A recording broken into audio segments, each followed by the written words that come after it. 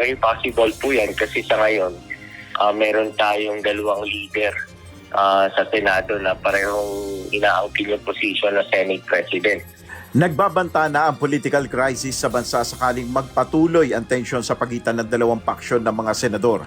Ayon sa political analyst na si Professor Dennis Coronacion, ngayon pa lamang ay nagdudulot na ng malaking kalituhan at kaguluhan ang hindi pagkakaunawaan sa Senado.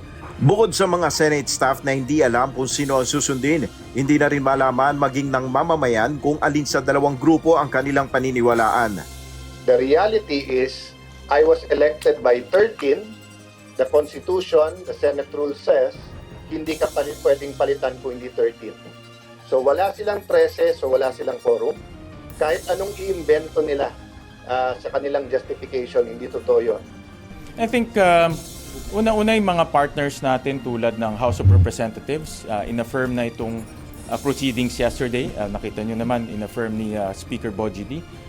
After that, Malacanang rin, in-affirm yung proceedings yesterday. At sabi nga ng Malacanang, if I can borrow the words, legal yung proceedings.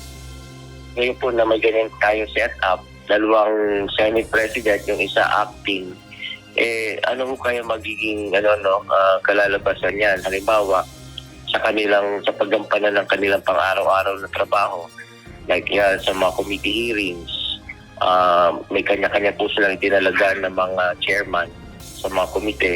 O sino po ba ang uupo, sino magpe-preside. Tapos in the long run, pag matutuloy yung impeachment, sino po ang at hindi pa na-resolve yan, sino po ang uupo na presiding officer. Nangangamba si Professor Coronacion na kung hindi agad malulutas ang problema sa Senado, mas lalalapaan niya ang tensyon sa mataas na kapulungan ng Kongreso. Pag hindi naayos, talala po yan. Pero kung paano maayos at kung kailan eksakto maayos, mahirap po sabihin. Ayon kay Professor Coronacion, maaari namang mamagitan si Pangulong Ferdinand Marcos Jr. sa away ng dalawang paksyon sa Senado. Ginawa na niya ito dati ni dating Pangulong Rodrigo Duterte nang magkaroon ng sigalot sa Kamara. Taong 2020, dahil sa pagtatalo sa term sharing deal ni Nooy House Speaker Alan Peter Cayetano at Marinduque Representative Lord Alan Velasco, na isa panganib ang pagpapasa ng 2021 national budget. Bunsod nito na magitan na si Pangulong Duterte. Either you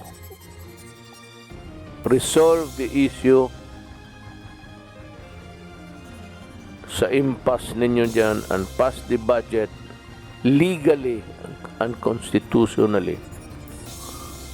Pag hindi ninyo ginawa, ako ang gagawa para sa inyo. Sa halos kahalintulad na problema na nangyayari ngayon sa Senado, pwede rin anyan tumulong na ang Malacanang sa pagresolba sa issue. Ngayon, pwede naman ng tumulong ang Malacanang, not having the same scenario na kung saan directly kakausapin Pangulo yung dalawang Senate President. Kasi nangyari naman yun ang panahon ni Duterte, naging posible yun kasi sila ay miyembro ng isang koalisyon. Ngayon kasi di sila miyembro ng isang koalisyon eh. Magkakaiba sila ng partido. Nel Maribuhok, UNTV News and Rescue, Diyos ang aming sandigan, serbisyo publiko ang aming pinahalagahan.